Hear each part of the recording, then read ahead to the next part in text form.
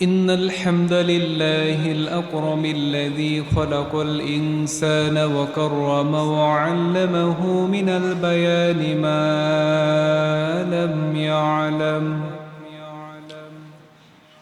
فسبحان الذي لا يحصى امتنانه باللسان ولا بالقلم نشهد أن لا إله إلا الله وحده لا شريك له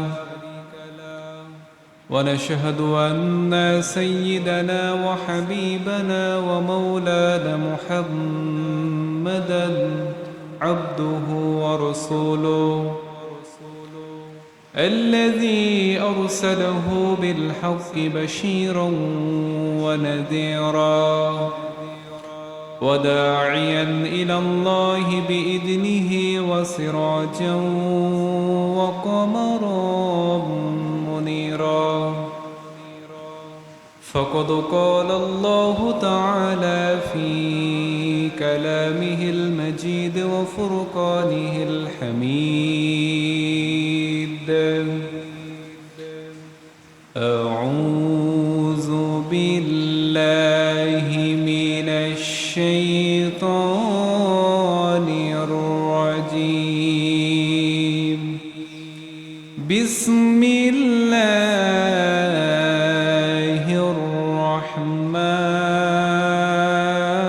الرحمن الرحيم إن الله وملائكته يصلون على النبي يا أيها الذين آمنوا صلوا عليه وسلموا تسليما اللهم صل على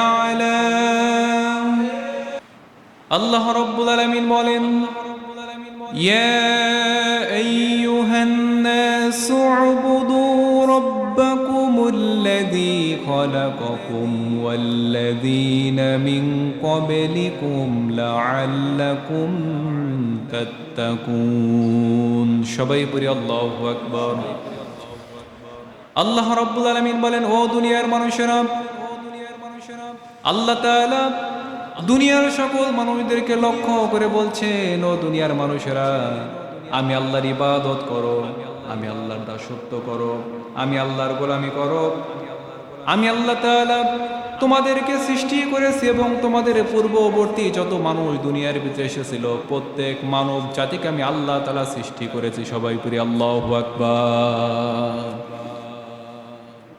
তোমাদের এবং তোমার পূর্ববর্তী যত জাতি ছিল যত মানুষ ছিল আল্লাহ তাআলা প্রত্যেক মানুষকে দুনিয়ার ভিতরে সৃষ্টি করেছেন আর বান্দাকে নির্দেশ দিয়েছেন তোমরা আমি আল্লাহর ইবাদত করো আমি আল্লাহর সামনে তোমার মাথাকে নত করে দাও কোরআন যদি আপনি প্রশ্ন করেন কোরআন মানব জাতিকে আল্লাহ তাআলা এই দুনিয়ার ভিতরে কেন প্রেরণ করেছেন কেন দুনিয়ার ভিতরে আল্লাহ তাআলা পাঠিয়ে দিয়েছেন কোরআন সুন্দর করে বলছে وَمَا خَلَقْتُ الْجِنَّ وَالْإِنسَ إِلَّا لِيَعْبُدُونَ জিন এবং ইনসানকে দুনিয়ার ভিতরে প্রেরণের উদ্দেশ্য হলো তারা শুধুমাত্র যার ইবাদত করবে দাসত্ব করবে গোলামি করবে সবাই বলেন তিনি কে কোরআনকে যদি আপনি প্রশ্ন করেন যে কোরআন এই দুনিয়ার ভিতরে মানুষ এবং জিনকে কেন সৃষ্টি করা হয়েছে তাহলে কোরআন কি বলে আল্লাহর ইবাদত করার জন্য কার ইবাদত আল্লাহর ইবাদত আল্লাহ রাব্বুল আলামিন এক জায়গায় বান্দাকে নির্দেশ দিয়ে বলছেন ওয়ামা উমিরু ইল্লা লিয়া'বুদুল্লাহা মুখলিসিনা লাহুদ্দিন حنفاء ويقيموا الصلاة ويؤتوا الزكاة وذلك دين القيمة সবাই পড়ি আল্লাহু আকবার আল্লাহ রাব্বুল আলামিন সকল মানুষদেরকে বলছেন ওমা উমিরু ইল্লা লিয়া'বুদুল্লাহ আমি আল্লাহ তাআলা তোমাদেরকে নির্দেশ দিলাম তোমরা আমি আল্লাহর ইবাদত করো একনিষ্ঠার সাথে। ইবাদতটা করো আমি আল্লাহকে সন্তুষ্ট করার জন্য। আমি আল্লাহর সামনে তুমি দাঁড়িয়ে যাও, আমি আল্লাহর সামনে দাঁড়িয়ে তোমার জীবনের সকল অপূর্ণতা আমি আল্লাহর কাছে কামনা করো। আমি আল্লাহ তাআলা বান্দা তোমার জীবনের সকল অপূর্ণতাকে পূর্ণতা দান করব। সবাই বলি সুবহানাল্লাহ। দুনিয়ার ভিতরে আমরা অনেক কিছু হারাই বিভিন্ন সময়। আমরা আল্লাহ তাআলাকে না চেনার কারণে, আল্লাহ তাআলাকে চিনতে না পারার কারণে এই দুনিয়ার ভিতরে আমরা অনেক কিছু হারিয়ে ফেলি। কাকে না চেনার কারণে? আল্লাহকে না চেনার কারণে। আল্লাহকে যদি আমরা চিনতে পারি এবং সঠিকভাবে তার ইবাদত বন্দেগী করি, তাহলে যিনি আমাদেরকে আমাদের সকল অপূর্ণতাকে পূর্ণতা দিতে পারেন, আমাদের সকল চাহিদা পূরণ করতে পারেন, সবাই বলেন তিনি কে? আল্লাহ তাআলা। এবং ডাকতে বলেছেন একনিষ্ঠার সাথে, বিশ্বাসের সাথে, পরিপূর্ণতার সাথে। তাহলে আল্লাহ তাআলা বান্দার ডাকে সাড়া দেবেন। সম্মানিত উপস্থিতি, মানুষ কেন আল্লাহর ইবাদত করবে না? আমরা কেন আল্লাহর সামনে মাথা নত করব না? আল্লাহ তাআলা সে কথাও জানিয়ে দিয়েছেন কোরআনের ভিতরে যে কেন তোমরা মাথা নত করবা না। আমি আল্লাহ তাআলা তোমাদেরকে কেমন করে সৃষ্টি করেছি তোমরা জানো? আল্লাহ তাআলা কোরআনের ভিতরে বলছেন। আল্লাহ রাব্বুল আলামিন মানব সৃষ্টির রহস্য সম্পর্কে বলছেন, ثم خلقنا النطفة علقة فخلقنا العلقة مضغة فخلقنا المضغة عظاما فكسونا العظام لحما। সবাই পড়ি আল্লাহু আকবার। আল্লাহ রাব্বুল আলামিন বলেন, ও আমার বান্দর, আমার গোলামেরা, কেমন করে তোমাকে দুনিয়ার ভিতরে আমি আল্লাহ তাআলা আনলাম তোমরা জানো নাকি? পিতা এবং মায়ের মিলনের মাধ্যমে শুক্রাণু থেকে আমি আল্লাহ রাব্বুল আলামিন নির্দিষ্ট একটা সময় পর্যন্ত মায়ের পেটের ভেতরে শুক্রাণু অবস্থায় রেখে দেই। তারপরে নির্দিষ্ট সময় পরে সেটা রক্তে পিণ্ডে পরিণত হয়ে যায়। তারপরে নির্দিষ্ট সময় সেটা গোস্তে পিণ্ডে পরিণত হয়ে যায়। গোস্তে পিঞ্জর পরিণত হয়ে যাওয়ার পরে আল্লাহ রাব্বুল আলামিন সেই গোস্তের ভিতরে নরম নরম হাড় দিয়ে অঙ্গ প্রত্যঙ্গ সৃষ্টি করে মায়ের পেটের ভিতরে পূর্ণাঙ্গ মানুষ হিসেবে যিনি তৈরি করেন, সবাই বলেন তিনি কে? আল্লাহ তাআলা মানুষদেরকে বলতেছেন যে তোমরা কি একটাবার লক্ষ্য করো না? সামান্য এক ফোঁটা পানির মাধ্যমে আল্লাহ তাআলা তোমাদেরকে দুনিয়ার ভিতরে পূর্ণাঙ্গ মানুষ রূপে সৃষ্টি করলেন। তোমরা কি চিন্তা করো না?